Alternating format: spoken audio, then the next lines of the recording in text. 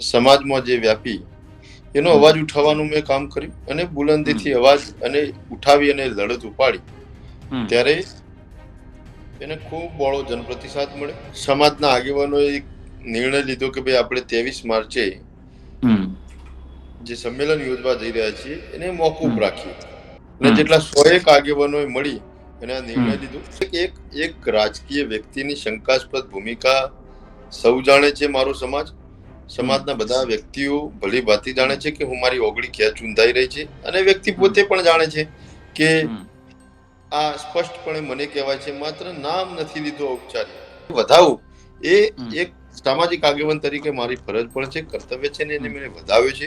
એટલે હવે એમાં સંતોષ હોય ના હોય, સંતોષ અસંતોષ, અમુક વિસંગતતાઓ કે નાની મોટી બાબતો ક્ષતિઓ હશે તો એ પણ સ્થાનિક આગેવાનોની જવાબદારી છે ને સ્થાનિક આગેવાનો મળી અને આગળ વધશે. અને એને કોઈ પ્રેશર માનતું હોય, કોઈ એને રાજકીય હસ્તાક્ષેપ માનતું હોય કે એને રાજકીય પ્રોપોગન્ડા માનતું હોય તો બિલકુલ આપ માની શકો છો હક અધિકાર માટે, સમાજના અસ્તિત્વ માટે, સમાજના સન્માન ને સ્વાભિમાન માટે જે પણ કરવાનું થાય, જે પણ શૈલીથી કરવાનું થાય અને જે ભાષામાં કરવાનું થાય એ બધું જ કરી છૂટવાની નેમ છે, પ્રતિજ્ઞા છે અને એ જ પ્રમાણે આ રથ આગળ વધતો રહ્યો છે.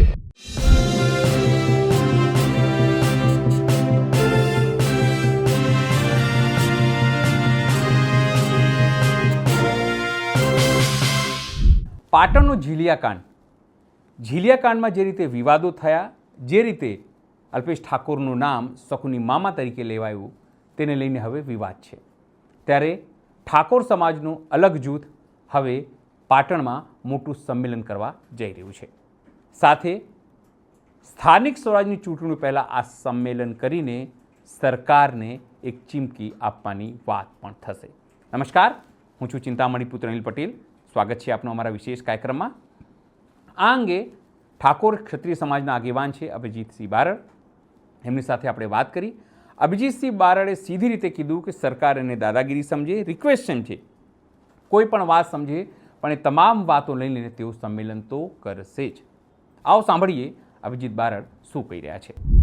નમસ્કાર, આપણી સાથે જોડાયા છે ઠાકોર ક્ષત્રિય સમાજના આગેવાન અભિજીત બારડજી.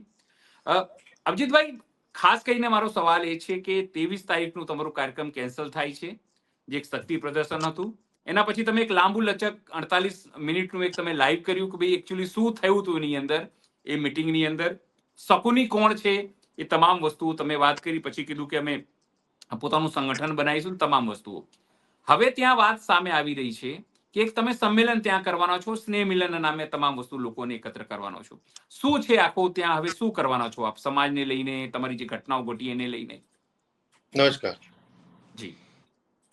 આપે કહ્યું એમ પાટણના ચાણસ્મા તાલુકાનું ઝીલિયા પ્રકરણ એ વિવાદમાં જે પોલીસે રિકન્સ્ટ્રક્શનના નામે વરઘોડું કાઢ્યું અને એ વરઘોડાથી જે આક્રોશની લાગણી ક્ષત્રિય ઠાકોર સમાજ, ક્ષત્રિય સમાજમાં જે વ્યાપી એનો અવાજ ઉઠાવવાનું મેં કામ કર્યું અને બુલંદીથી અવાજ અને ઉઠાવી અને લડત ઉપાડી ત્યારે એને ખૂબ બહોળો જનપ્રતિસાદ મળ્યો અને એના અંતે નિર્ધારિત કરવામાં આવ્યું કે 23 માર્ચે એના પહેલા જો એક્શન ન લેવાય તો 23 માર્ચે પાટણના વામિયા ગામે ઠાકોર દરબાર સમાજનું સ્વાભિમાન સંમેલન યોજી અને આ મુદ્દે લડતને રાજ્યવ્યાપી બનાવવા આહવાન કરીશું, આવેદનપત્ર આપીશું, પાટણ બંધનું એલાન આપીશું અને આવેદનપત્ર પાઠવીને આપણી માગણીઓ તંત્ર અને સરકાર સામે રજૂઆત કરીશું. પણ એમાં જે વિષય ચાલ્યો 3-4 દિવસ, ત્યારબાદ 3-4 દિવસ જે વિવાદ ચાલ્યો ત્યારબાદ સમાજના આગેવાનોએ એક નિર્ણય લીધો કે ભાઈ આપણે 23 માર્ચે જે સંમેલન યોજવા જઈ રહ્યા છીએ એને મોકૂફ રાખીએ અને જેટલા 101 આગેવાનોએ મળી અને આ નિર્ણય લીધો. પણ એ નિર્ણય લેવા પાછળમાં ક્યાંક ના ક્યાંક એક વ્યક્તિની શંકાસ્પદ ભૂમિકા હતી અને એમને જે 3-4 વ્યક્તિને કન્વિન્સ કરવામાં સફળ રહ્યા અને અંતે બધા આગેવાનોએ સર્વસંમતિ સાધી અને કાર્યક્રમ મોકૂફ રાખ્યો. એટલે એ જ આગેવાનોના નિર્ણયને હું પણ યથાવત રાખ્યો અને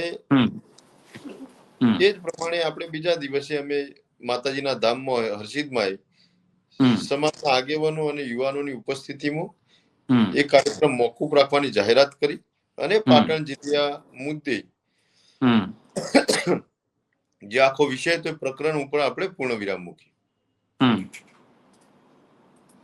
પણ મારો સવાલ હજુ પણ એ જ છે કે પછી તમે લાઈવ આવીને તમે કીધું કે આમાં શકુની કોઈ ભાગ ભજવી ગયા, કોઈ ખેલ કરી ગયા, આ તમામ વસ્તુ કરી ગયા, આવું કહેવાની ફરજ કેમ પડી તમારે?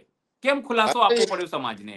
એક રાજકીય વ્યક્તિની શંકાસ્પદ ભૂમિકા સૌ જાણે છે. મારો સમાજના બધા વ્યક્તિઓ ભલી ભાંતિ જાણે છે કે હું મારી ઓગળી ક્યાં ચૂંધાઈ રહી છે અને વ્યક્તિ પોતે પણ જાણે છે કે આ સ્પષ્ટપણે મને કહેવાય છે. માત્ર નામ નથી લીધું ઔપચારિક, બાકી નનામી વાત કરી અને જ્યાં પ્રહાર કરવાનો તો એવું કરી દીધો કે તમારી મેલી મુરાદો, તમારી રમતથી સમાજ હવે સમજી ગયો છે અને તમારી નીતિ, તમારી એક જ થિયરી, દર વખતે એક જ પ્રકારની થિયરીથી સમાજ હવે ખૂબ વાકેફ છે. દર વખતે ઉશ્કેરવાના, વાતને ઠારે પાડવાની અને જે ડબલ સ્ટાન્ડર્ડ જે ભૂમિકા છે એનાથી લોકો હવે ત્રસ્ત છે. એટલે મારે વાત ફેસબુકમાં લાઈવ કરવી પડી.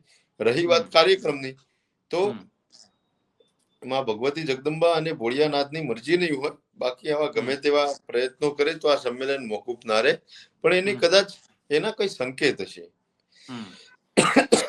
જો આટલું લાખો માણસ એક વિવાદાસ્પદ મુદ્દા ઉપર એકઠું કરવું અને પછી ફળશ્રુતિ એવી થાય કે લોકો પ્રશ્નાર્થ કરે તો કે કેમ મળ્યા હતા, કે જિલ્લા પ્રકરણમાં જે અમારા યુવાનોને ઢોરમાર મારવામાં આવ્યો એના વિરુદ્ધમાં અવાજ ઉઠાવવા માટે, અથવા તો કોઈને સામાજિક રૂપ પણ આપી દે, અથવા તો એને તંત્ર સામેની લડાઈ પણ જાહેર કરી દે.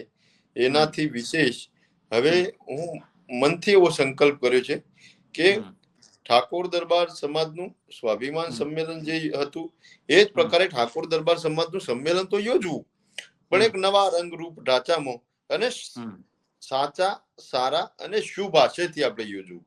એ વાત ઉપર મક્કમ છું. એટલે એ પ્રમાણે કાર્યક્રમ આવનારા સમયમાં કરવાના છીએ.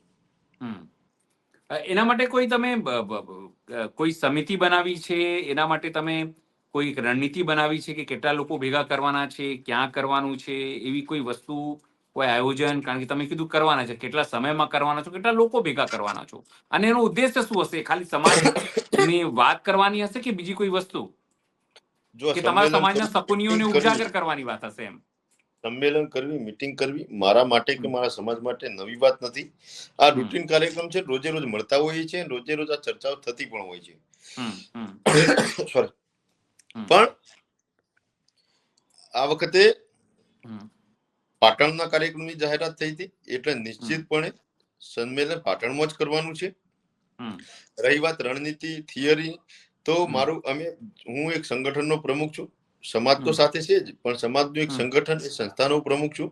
અને લાખો યુવાનો એ સંગઠન સાથે સંકળાયેલા છે. આખા ગુજરાતના 16 જિલ્લાની અંદર સંગઠન છે અને 16 જિલ્લામાં તાલુકા સમિતિઓ, જિલ્લાના હોદ્દેદારો અને ગામ સમિતિઓ સાથે અમારી એક કેડર બેઝ ફોર્સ તૈયાર છે. સાથે આખા સમાજને જોડીશું. અન્ય સંગઠનો, સમાજના સંસ્થાઓ, સમિતિઓ, મંડળો અને એ સિવાય ઠાકોર દરબાર સમાજના તમામ સામાજિક આગેવાનો અને રાજકીય આગેવાનોને સાથે રાખી અને સંમેલન યોજીશું. સમાજમાં અસ્મિતા માટેનું સંમેલન, સમાજના સ્વાભિમાન માટેનું સંમેલન, સમાજના ઉજ્જવળ ભવિષ્યના નિર્માણ માટેનું સંમેલન કરીશું. એટલે ઠાકોર દરબાર સમાજનું સંમેલન કરવા જઈ રહ્યા છીએ અને પાટણમાં જ કરીશું. હવે અભિજીતભાઈ, મારે એ વાત કરવાની છે કે જ્યારે આ સમગ્ર ઘટના ઘટી જિલ્લાની અંદર અને સમાજના છોકરાઓને મારવામાં આવ્યા, પછી તમે લોકોએ આ વાત કરી અને પછી 4 પોલીસ કર્મીઓને સસ્પેન્ડ કરવામાં આવ્યા, તમામ વસ્તુ થઈ, તો શું આ જે કાર્યવાહી થઈ એનાથી અભિજીત બારડ કે પછી સમાજના લોકો સંમત થયા છે એનાથી, કે એના બરાબર થયું, કે આટલાથી જ ખુશ થઈ ગયા છે, કે હજુ કોઈ કાર્યવાહીની માંગ પડતર છે? એમ સમાજનું એક ડેલિગેશન એસપી ને મળવા ગયું હતું. હમ. અને જે માગણીઓ મૂકી એ પ્રમાણે એસપી એનું નિરાકરણ લાવવાનો પ્રયત્ન કર્યો અને આગેવાનો સંમત થયા અને એસપી શ્રીએ જે પ્રસ્તાવ મૂક્યો એનો ઉકેલ આવ્યો એટલે તો એમને સંમેલન મોકૂફ રાખવાની જાહેરાત કરી. એટલે હવે આમાં કઈ માગણી હોય તો એ જવાબદારી સામાજિક આગેવાનોની સ્થાનિક છે. એમાં કઈ વટ હોય, ઘટ હોય, ઓછપ હોય કે વૃદ્ધિ હોય કે વધારો કરવાનો હોય તો એ પણ ત્યાંના સ્થાનિક આગેવાનોની જવાબદારી છે. મારી ભૂમિકા રાજ્ય લેવલે આખા ગુજરાતના સમાજને જોડવાની હતી, જે મેં પ્રામાણિકતાથી નિભાવી છે. અને એક જે લડત જે દિશામાં લઈ જવાની હતી, લડત લડવાની એ ભૂમિકા મેં સ્પષ્ટપણે મજબૂતીથી નિભાવી છે, જેનો મને સંતોષ છે. અને અંતે સ્થાનિક આગેવાનો જે નિર્ણય લેતા હોય એ જ યથાવત રાખવું, એને એને સહર સ્વીકારી અને વધાવવું એ એક સામાજિક આગેવાન તરીકે મારી ફરજ પણ છે, કર્તવ્ય છે, ને એને મેં વધાવ્યો છે.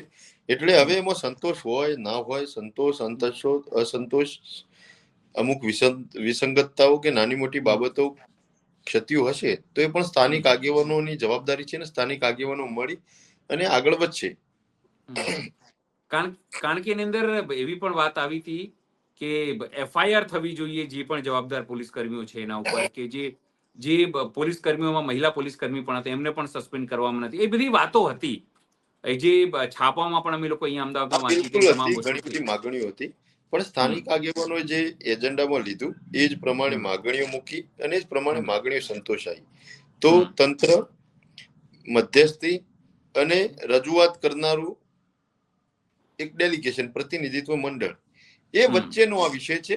એટલે એમાં કોઈ વિસંગતતા હોય તો એ પ્રતિનિધિત્વ મંડળની જવાબદારી છે, એમાં કોઈ વધારો હોય તો પણ એમની જવાબદારી છે, અને સંતોષ હોય તો પણ એમને જ શ્રેય જાય છે. અને મધ્યસ્થી થવાળા વ્યક્તિને જાય છે. અને તંત્ર એટલે એ પ્રકારે હવે હું બિલકુલ પડદો પાડી ચુક્યો છું ચીલિયા પ્રકરણમાં. એ બાબતમાં હવે કઈ કહેવાનું કરવાનું થતું જ નથી. અને એથી આગળ વધીને આ એક અધ્યાય હતો જેનું પૂર્ણ થયું અને નવેસરથી હવે સામાજિક જીવનની એક અલગ સ્ટ્રેટેજીથી આગળ વધીશું. પણ આજે તમે સંમેલનની વાત કરી કે પાટણમાં સંમેલન કરશું, ક્યાં સુધી થવાની સંભાવના છે અને કેટલું મોટું થવાનું એ સંભાવના છે? સ્થાનિક સ્વરાજની કોઈ ટાઈમ બેરિયર છે કે આટલામાં કરીશું એમ? સ્થાનિક સ્વરાજની ચૂંટણીઓ ડિક્લેર થાય એટલે એ પ્રમાણે આપણે કાર્યક્રમની પણ જાહેરાત કરી દઈશું. પણ ટૂંકમાં સ્થાનિક સ્વરાજના એક્ઝેક્ટલી એકાદ વીક પહેલા કાર્યક્રમ આપણે કરવાના. એટલે સ્થાનિક સ્વરાજની ચૂંટણીઓ તમે જે સંકેતો આપો તો ખૂબ મોટા સંકેતો આપી રહ્યા છો અભિજીતભાઈ. તમે કહી રહ્યા છો સ્થાનિક સ્વરાજની ચૂંટણીઓ, તમે એમને કોઈ શબ્દ ચયન નહીં કર્યું હોય એટલે મને ખબર તો પડે છે. તો શું આ સરકાર ઉપર પ્રેશર ટેકનિક થશે કે ભાઈ સ્થાનિક સ્વરાજની ચૂંટણીઓ છે તો અને અમારી આટલી વસ્તુ છે એટલે તમે માનો, એવું કંઈક થવાનું છે એની અંદર? સમાજના હક અધિકાર માટેની અવાજ ઉઠાવીએ અને એને કોઈ પ્રેશર ટેકનિક માનતું હોય તો ચોક્કસથી એ પ્રેશર ટેકનિક છે. અમે અમારો અવાજ બુલંદીથી ઉઠાવીએ સમાજના હિતો માટે, કઈ વાત કે તર્ક મૂકીએ અને એને કોઈ પ્રેશર ટેકનિક માનતું હોય, કોઈ એને રાજકીય હસ્તાક્ષેપ માનતું હોય કે એને રાજકીય પ્રોપોગન્ડા માનતું હોય તો બિલકુલ આપ માની શકો છો. જે માનતું હોય માની શકે છે. અને આપણે લોકશાહીમાં જીવીએ છીએ, સંવિધાનને માનીએ છીએ અને ચૂંટણીથી શાસકો ચૂંટવાના હોય એટલે આ બધું જ એમાં આવશ્યક છે. અને એ જ પ્રમાણે હું કરી રહ્યો છું. એટલે તમે સીધી અને આડકતરી રીતે આરામથી ઠંડા કાળજે સરકારને, ભાજપને, તમામને ચીમકી આપી રહ્યા છો, સીધી રીતે વાત કરીએ તો. ચીમકી ગણો, વિનંતી ગણો, અપીલ ગણો, આજીજી ગણો અને ખુલ્લી દાદાગીરી ગણો તો દાદાગીરી. સમાજના હક અધિકાર માટે, સમાજના અસ્તિત્વ માટે, સમાજના સન્માન ને સ્વાભિમાન માટે જે પણ કરવાનું થાય, જે પણ શૈલીથી કરવાનું થાય અને જે ભાષામાં કરવાનું થાય એ બધું જ કરી છૂટવાની નેમ છે, પ્રતિજ્ઞા છે. અને એ જ પ્રમાણે આ રથ આગળ વધતો રહ્યો છે અને વધશે. તમારા આ સંમેલનમાં શું રાજકીય આગેવાનો એટલે કે કોંગ્રેસના આગેવાનો, ભાજપના આગેવાનો, ઠાકોર સમાજના વચ્ચે જેમ થયું એ લોકો પણ આવી શકશે કે એ લોકોને ખાલી ઠાકોર નોન દરબાર પોલિટિકલ રહેવાનું સમાજના છે? તમામ સામાજિક આગેવાનો, રાજકીય આગેવાનો, ધાર્મિક આગેવાનો, અલગ અલગ ક્ષેત્રની અંદર સંકળાયેલા વ્યક્તિઓ, સહકારી માળખામાં સંકળાયેલા વ્યક્તિઓ, આ બધાને સન્માનભેર અને અને હૃદયના ભાવથી બધાને આવકારીશું. બિલકુલ બિલકુલ. અભિજીતભાઈ ધન્યવાદ, આપ અમારી સાથે જોડાયા. તો ખુલ્લા મનથી, કોઈ લાગ લપેટ નહીં, સીધા ખુલ્લા મનથી તમે તમારી વાત મૂકી, એના માટે ખૂબ ખૂબ આભાર સાહેબ. ખૂબ ખૂબ નમસ્કાર સર. નમસ્કાર. ઠાકોર સમાજ અને અભિજીતસિંહ બારડ જે રીતે પાટણમાં નવું સંમેલન કરવા જઈ રહ્યા છે તેને લઈને આપ શું વિચારો છો, જરૂરથી અમારા કોમેન્ટ બોક્સમાં કોમેન્ટ કરજો. એ સિવાય અમારી યુટ્યુબ ચેનલ લાઇક કરો, સબસ્ક્રાઇબ કરો, બેલ આઇકન દબાવો. સાથે અમારી વેબસાઇટ છે www.gujaratplus.in, ત્યાં પણ વધુ અપડેટ થઈ શકો છો. અત્યાર માટે બસ આટલું જ. નમસ્કાર.